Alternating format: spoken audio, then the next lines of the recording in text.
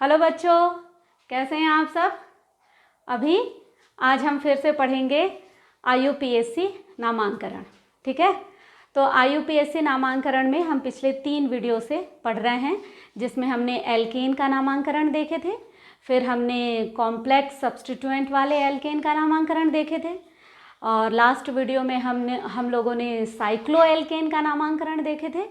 अब आज हम पढ़ने जा रहे हैं एल्कीन और एल्काइन का IUPAC नामांकन। एल्कीन और एल्काइन, ठीक है। तो अब देखिए, हम एल्कीन का सजातीय श्रेणी बनाते हैं। एल्कीन की सजातीय श्रेणी, जाहिर सी बात है, एक सामान्य सूत्र, कॉमन फॉर्मूला लेते हैं हम, CnH2n। ये है एल्कीन का सामान्य सूत्र। अब हम इसमें n बराबर 1, 2, 3 ऐसे करके हम कोई भी रखकर हम क्या करेंगे, इसका एक सीरीज तैयार करेंगे। इसे ही हम सजातीय श्रेणी कहेंगे, किसका, एल्कीन का। अब चलिए रखते हैं, तो C1 H 2 × 1 है ना, 2 × 1 यानी 2, ठीक। दूसरा C2H, 2 का केवल हमको क्या करना है, उसका टेबल पढ़ते जाना है। तो यहाँ 2 है, 2 2 जा 4। फिर C3, फिर 3 दूनी 6, C4, H 4 दूनी 8। इतना तो आपको पता है।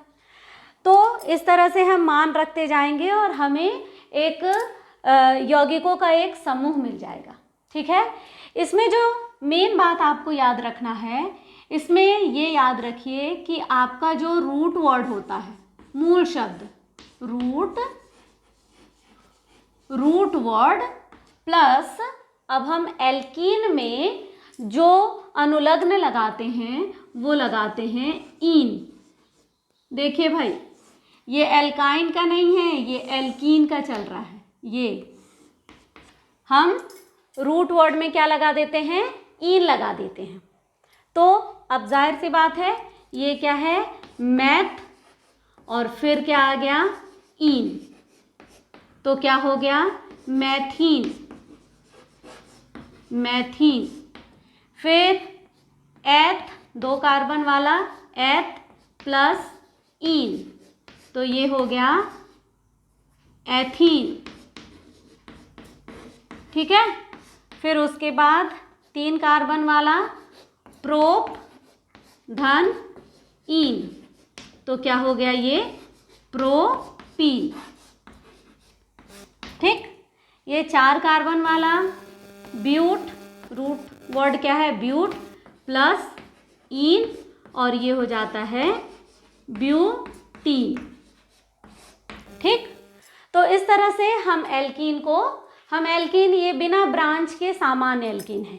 ये एल्कीन की खासियत होती है, एल्कीन और एल्काइन दोनों की, कि ये अनसैचुरेटेड होते हैं, असंतृप्त होते हैं। यानी कि इसकी कार्बन की चारों संयोजकताएं चारों अलग अलग परमाणुओं से संतुष्ट नहीं होती, बल्कि कार्बन कार्बन के बीच में डबल बॉन्ड या ट्रिपल बॉन्ड बनता है। तो इन की खास बात है कि यह किसी भी 2 कार्बन के बीच में द्विबंध, डबल बॉन्ड या द्विबंध बंधता है, ठीक है। तो ये उसका हो गया सामान्य। ये ऐसा कि जैसे फॉर एग्जाम्पल हम मैथीन को देखें, तो ये वास्तव में बहुत ही अनस्टेबल, अस्थायी होता है। इसका स्वयं का अस्तित्व नहीं होता, क्योंकि इसकी 2 संयोजकताएं बिल्कुल ओपन होती हैं और किसी भी परमाणु से नहीं जुड़ी होती, तो ये बिल्कुल बहुत ज़्यादा अति क्रियाशील होता है, ठीक है। इसलिए अब हम एथेन को देखते हैं। हमने ये 2 कार्बन लगा दिए, है ना, एथेन को, और 4, यानी यहाँ पर एक डबल बॉन्ड लगा दिए, 1 2 3 4, 1 2 3 4, देखिए बन गया C2H4, ठीक है। अब प्रोपीन, प्रोपीन में दिख रहा है 3 कार्बन, 1 2 3, लेकिन किसी भी एक कार्बन के बीच में डबल बॉन्ड। अब देखिए यहाँ पर 2 4 संयोजकता होनी चाहिए, तो 2 पहले से है, 2 3 4। इसकी देखें 1 2 3 4, इसकी देखें 1 2 3 और 4। हाइड्रोजन गिन लीजिए 6 है कि नहीं, 1 2 3 4 5 6। ठीक है, तो हमारा ये जो अणु सूत्र आ रहा है वो संरचना सूत्र में बिल्कुल फिट बैठ रहा है। ठीक है ना। अब हम ब्यूटीन की देखते हैं। ब्यूटीन में कितने कार्बन हो जाएंगे? हो जाएंगे 4 कार्बन, 1 2 3 4। किसी भी 2 कार्बन के बीच में डबल बॉन्ड लगा दीजिए। तो अब देखते हैं इसकी, इस कार्बन की गिने तो 1 2 3 4, इसकी देखें दूसरे नंबर की तो 1 2 3 4, इसकी देखें तो 1 2 3 4, इसकी देखें तो 1 है 2 3 और 4। अब काउंट कीजिए, क्या 8 मिले? 1 2 3 4 5 6 7 8 मिल गए, यानी ये सही है। पर ये जो है, ये जो हम IUPAC पढ़ रहे हैं, ये इसका सामान्य है, यानी कहीं शाखा नहीं निकली हुई, बिल्कुल सिंगल, एकदम सिंपल वाला है। तो अब हम इसको ऐसे सिंपल वाला ना पढ़ते हुए अब हम देखते हैं कि जब ब्रांच निकल जाएंगे, सब्स्टिट्यूएंट होंगे उसमें, तो हम उसका किस प्रकार से नामांकन करेंगे। ठीक है, तो इसको मैं मिटा देती हूँ।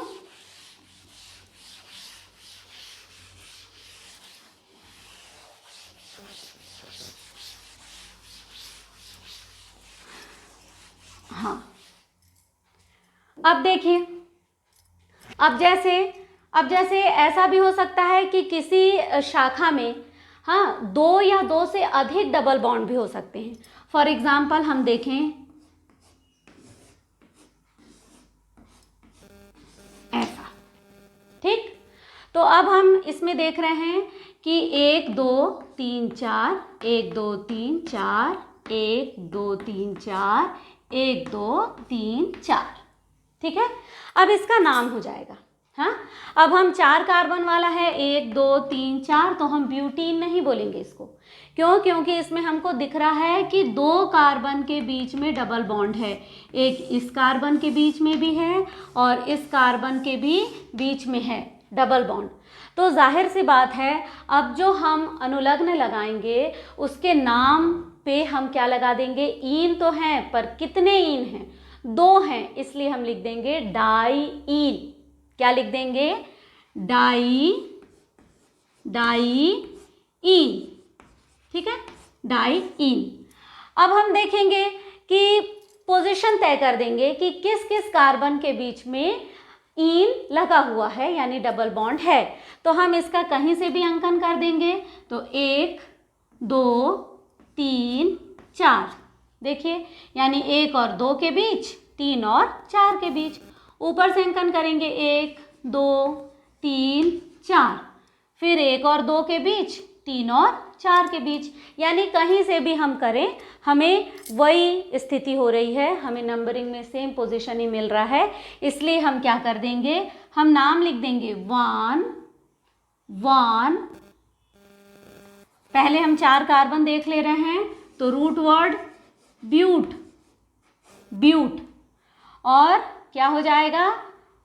1 3 1 3 डाईईन, यानी 1 नंबर और 2 नंबर के 3 नंबर के बीच में क्या लगा हुआ है? ईन लगा हुआ है, इसलिए हमने लिख दिया ब्यूट। रूट वर्ड पकड़ लिए और ईन लगा दिए, लेकिन यहाँ पर ईन कितने हैं? 2 हैं, इसलिए हमने लिख दिया ब्यूट 1 3 डाईईन। ठीक है, तो इसको नोट कर लिए, मिटा देते हैं। अब देखिए, अब इसमें थोड़ी सी और देखते हैं। जैसे अब यहाँ पर है, ये लगा दिया अपन ने,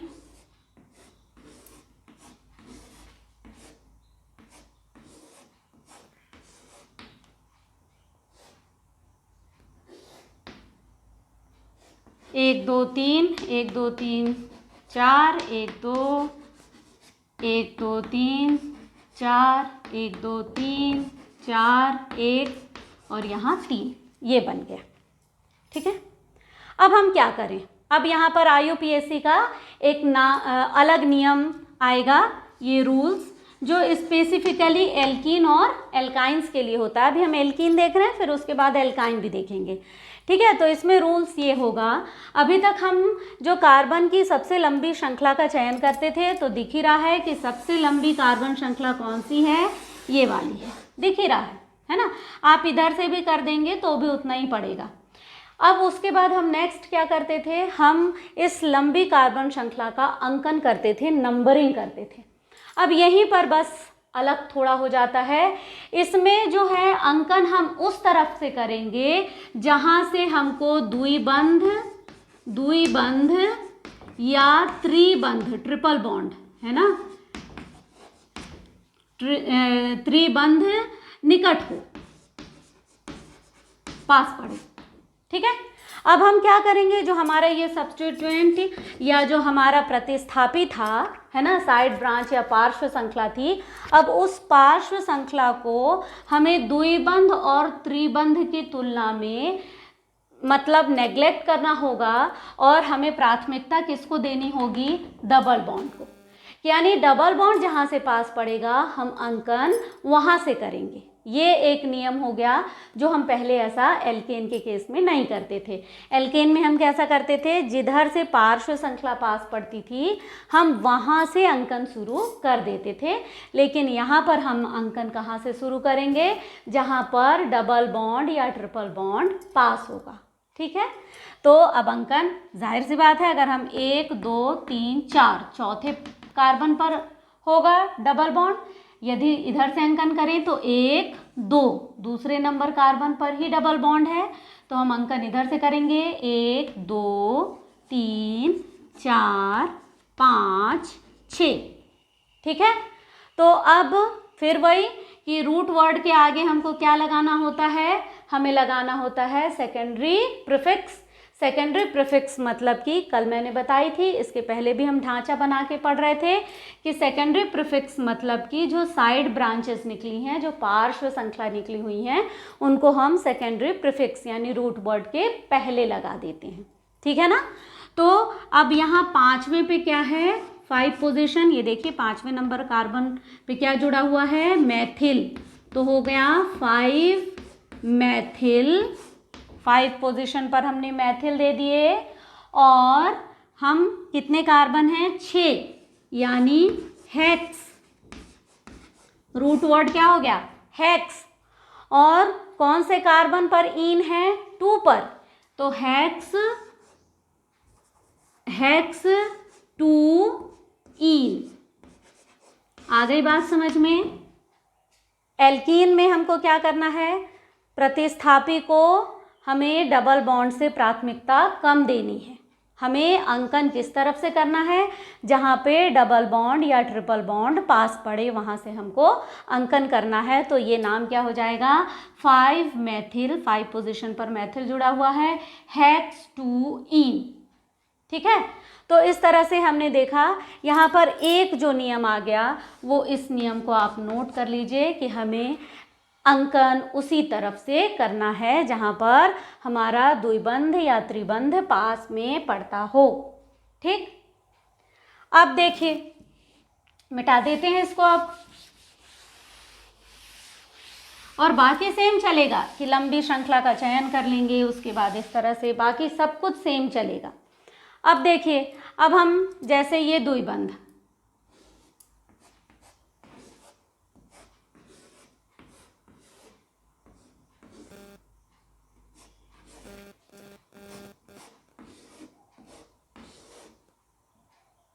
ठीक, अब इसमें हाइड्रोजन रख लो, 2 है, 2 4, 1 2 3 4, 1 2 3 4, ये CH3, ये CH3, 1 2 3 4, 1 2 3 4 और ये 3। ठीक है, अब इसका देख के बताइए, अगर इसका नाम देना है हमको क्या देना होगा, पॉज करो वीडियो को और बताओ इसको।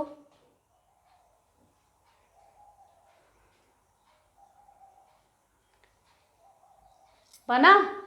देखो यहाँ डबल बॉन्ड है, यहाँ दूसरे कार्बन पे डबल बॉन्ड है, तो हमको अंकन यहाँ से कर देना है। लंबी श्रृंखला हमको दिख ही रही है, 1 2 3 4 5 6, ठीक है।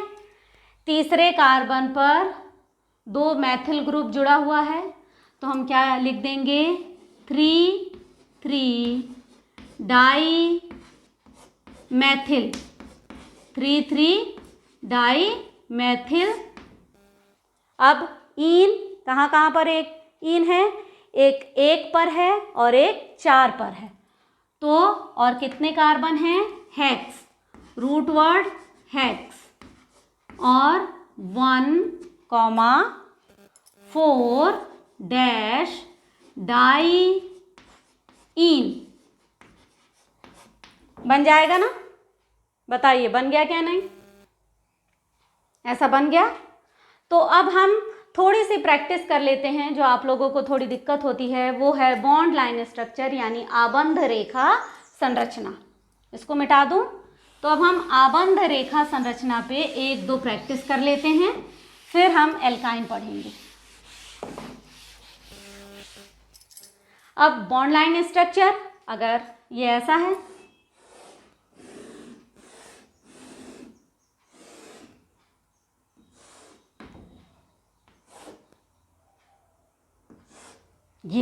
ये बॉन्ड लाइन स्ट्रक्चर। अच्छा, बॉन्ड लाइन स्ट्रक्चर देखने में थोड़ा सा डर तो लगता है ना, थोड़ा सा लगता है अरे यार इसमें कहीं कुछ दिख नहीं रहा है, इसका नामांकन कैसे करें। पर बहुत सिंपल है। यहाँ पर एक कार्बन है, ये दूसरा कार्बन है, यहाँ पर भी एक कार्बन, ये दूसरा कार्बन, यानी हमें दिख रहा है कि डबल बॉन्ड हम कहीं से भी हमको पहले ही नंबर कार्बन पे मिल रहा है। तो हम एक लंबी श्रृंखला का चयन कर लेते हैं। लंबी श्रृंखला 1 2 3 4 5 6 और 7 कार्बन की ये लंबी श्रृंखला हो गई, है ना। चौथे नंबर कार्बन पर एक पार्श्व श्रृंखला जुड़ी हुई है जो कि मैथिल की है, क्योंकि एक ही लाइन खींचा हुआ है, ये मैथिल का है, ठीक है। अगर हम इसको बनाएं, वैसे आप बना लोगे, अब तो बहुत प्रैक्टिस हो गई होगी। तो हम क्या करेंगे, 4, यहाँ पर क्या है, 4 मैथिल और 1 पर है और 6 पर है। कितने, हेप्ट, 7 कार्बन वाला हेप्ट 1,6 डाई ईन, ठीक है।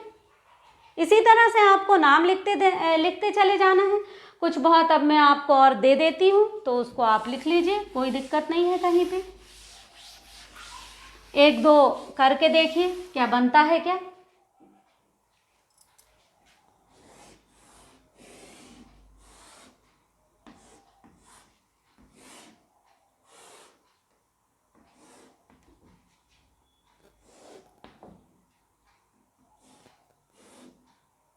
ये इसको अगर आपने कर लिया तो मैं ये मान के चलूँगी कि आपसे अब नामांकन बनने लगा। इसको करो पॉज करके करो और बताओ। देखो यहाँ पर डबल बॉन्ड है, यहाँ पर डबल बॉन्ड है, यानी यहाँ से 1 से शुरू हो रहा है, यहाँ दूसरे नंबर कार्बन पे डबल बॉन्ड है, तो यहीं से नामांकन होगा। 1 2 3 4 5 6 और 7, ठीक है। अब यहाँ चौथे नंबर पर एक मैथिल और दूसरा मैथिल, यानी 4 डाई मैथिल, और 5वें पर क्या है, यहाँ एक कार्बन, यहाँ एक कार्बन, 2 कार्बन वाला एल्किल यानी एथिल, तो क्या हो जाएगा, 5 एथिल, ठीक है। अब हमें बिल्कुल डबल बॉन्ड को ही ध्यान देना है, जो हमारे प्रतिस्थापी हैं उस पर उतना ध्यान नहीं देना। पहली प्राथमिकता क्या होगी कि डबल बॉन्ड कहाँ से पास पड़े, ठीक है। तो यहीं से पास पड़ रही है। अब देखिए 4 पे मैथिल और 5 पे एथिल। अब जाहिर सी बात है, जब हम नामांकन करते हैं तो अल्फ़ाबेट का उपयोग करेंगे, तो एथिल को हम पहले लिखेंगे, तो नाम क्या हो जाएगा, 5 एथिल, 5 एथिल, कॉमा 4 पे क्या है, 2 मैथिल यानी dimethyl, 4 dimethyl, 4 dimethyl. कितने कार्बन वाला है, 7 कार्बन यानी हेप्ट, हेप्ट।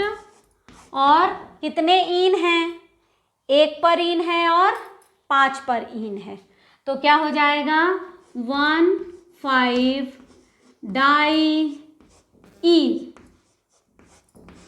आ गई बात समझ में? तो मैं समझती हूँ ऐसा आप लोग अब बना लेंगे। अब हम चलते हैं एल्काइन पर, मिटा दें इसको।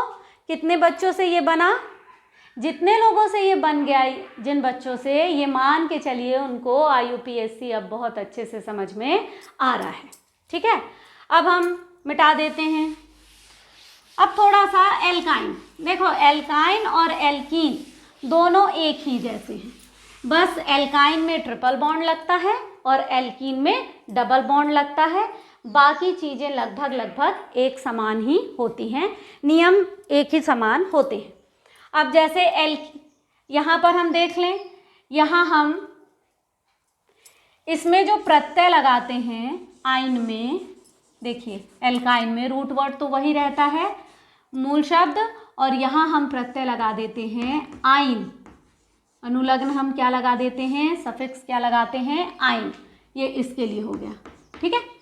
और इसका अब सामान्य सूत्र हो जाता है CnH2n-2, इसका सामान्य सूत्र CnH2n-2, ठीक है। हम हर बार घटा देंगे।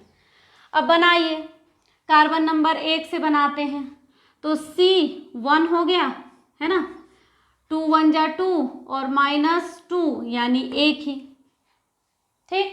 CH पहला सदस्य, दूसरा C2, 2 दूनी 4, 4 में से 2 गए 2, CH2, C2H2 ये दूसरा सदस्य।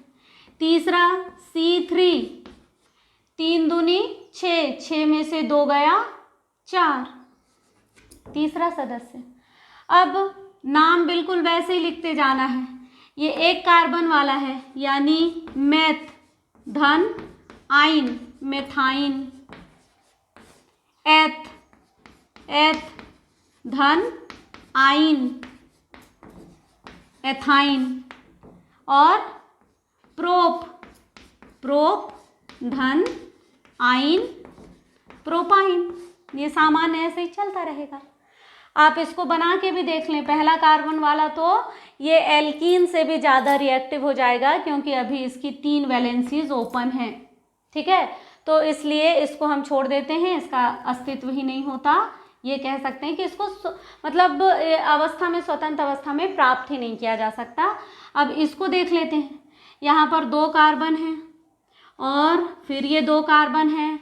अब आइन में किसी भी 2 कार्बन के बीच में त्रिबंध होता है। कौन सा बंध होता है? ट्रिपल बॉन्ड, त्रिबंध, ठीक है। अब हमने 2 ही कार्बन है तो इनके बीच में हम ट्रिपल बॉन्ड लगा दें और फिर यहाँ पर 1 2 3 एक बॉन्ड H, 4, 1 2 3 एक ये H, 4, देखिए, ठीक है।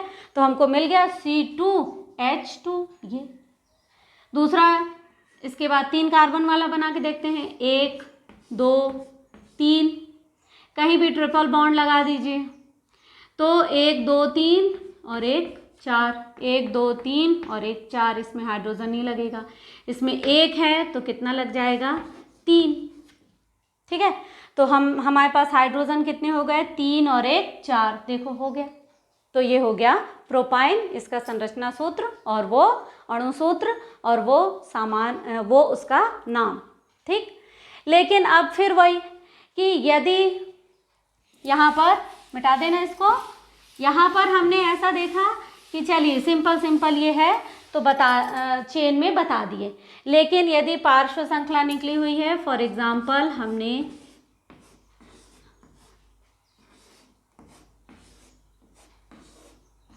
CH3 3 हो जाएगा, 1 2 2 4, 1 2 3, 1 और 3 4, कुछ नहीं, 1 2 और ये 4। ठीक है, अब इस तरह से है। और यहाँ पर ये CH3। अब देखिए यहाँ पर हम देख रहे हैं कि प्रतिस्थापी कहाँ जुड़ा हुआ है, 1 2 3, इधर से भी 1 2 3, लेकिन हमको इसे कंसीडर करना ही नहीं है in case of alkenes and alkynes. हमको कंसीडर किसको करना है, डबल बॉन्ड और ट्रिपल बॉन्ड को। तो अब ट्रिपल बॉन्ड कहाँ है, यहाँ पर पास में है, यानी 1 2 3 4 5। ठीक, रूट वर्ड क्या है, पेंट, और ट्रिपल लगा है यानी आइन, और तीसरे पे क्या लगा है, मैथिल, तो नाम क्या हो जाएगा, 3 मैथिल पेंट 1 आइन। देखो पेंटाइन पहले पोजीशन पर है, आप नहीं भी लिखेंगे, पेंटाइन डायरेक्ट भी लिखेंगे तो चलेगा, लेकिन हमको पोजीशन दर्शाना चाहिए कि वास्तव में ट्रिपल बॉन्ड है कहाँ पर, इसलिए हम पेंट 1 आइन कर देते हैं। ठीक है, अब ऐसे ही डबल बॉन्ड भी हो सकता है, यानी 2 जगह भी हो सकता है, जैसे मान लीजिए यहाँ पर यहाँ भी ट्रिपल बॉन्ड हो जाए, ये H, तो फिर बात वही है, इधर से करो तो तीसरे पर है, इधर भी ये पहले पर है, इधर भी अंकन पहले पर है, तो हम अब क्या कर देंगे, हम कर देंगे पेंट और 1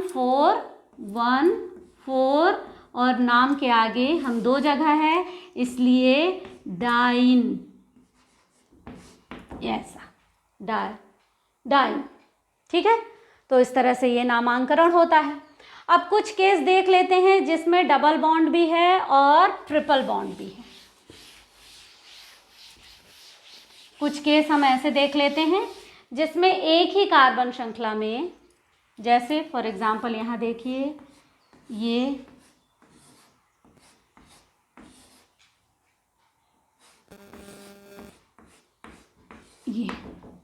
ऐसा आपको यहाँ दिख रहा है कि एक कार्बन के बीच में डबल बॉन्ड, इधर भी डबल बॉन्ड और इधर ट्रिपल बॉन्ड। ठीक है, ऐसे भी होते हैं कि एक ही कार्बन श्रृंखला में 2 या 2 से अधिक जगह पे डबल बॉन्ड और ट्रिपल बॉन्ड दोनों एक साथ हों। तो इस कंडीशन में हमको क्या करना चाहिए, हमको अंकन करना, सबसे लंबी कार्बन श्रृंखला का चयन करना, अंकन करना, सब कुछ करना है। ठीक है, अब यदि यहाँ पर ये, इसको तो आप लिख लिया करो, ये CH2 1 2 3 H 1 2 3 H 1 2 3, यहाँ एक H, यहाँ 1 2 3 और एक 4, और यहाँ केवल एक सिंगल H, ये हो गया, है ना। अब आपको क्या करना है, हमें किस तरह से अंकन करना होगा कि जिसमें हमें एल्केन और एल्कीन पास पड़े, लेकिन हमको यहाँ दिख रहा है यहाँ पर भी ये एल्केन एन का है, ईन का है, और यहाँ पर हमको दिख रहा है कि आइन का है, यानी यहाँ दोनों के बीच में टाई हो गई कि हमारे पास डबल बॉन्ड भी पहली स्थिति में है और ट्रिपल बॉन्ड भी पहली स्थिति में है। यदि ऐसी स्थिति बन जाए तो हमको डबल बॉन्ड को प्राथमिकता देनी है। हमको किसको प्राथमिकता देनी है, हमको डबल बॉन्ड को प्राथमिकता देनी है, यानी हमें डबल बॉन्ड वाले कार्बन को पहला नाम देना होगा। 1 2 3 4 5 और ये 6। ठीक है, तो अब हमारे पास 6 कार्बन का है, यानी हेक्स। देखिए ईन और आइन है तो उसको हम लास्ट में ही लगाएंगे, तो हेक्स 1 1 3 डाइन और फिर 5 आइन।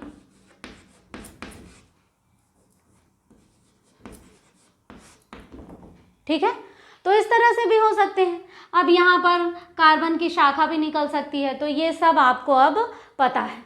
तो इसी तरह से बॉन्ड लाइन स्ट्रक्चर भी हो सकता है। तो बॉन्ड लाइन स्ट्रक्चर में भी हम बड़े आराम से कुछ भी ऐसा, ये ट्रिपल बॉन्ड, फिर ऐसा, फिर ऐसा, फिर ऐसा, फिर ये डबल बॉन्ड, फिर ये यहाँ, फिर ये यहाँ, अब बताइए इसमें कैसा करेंगे?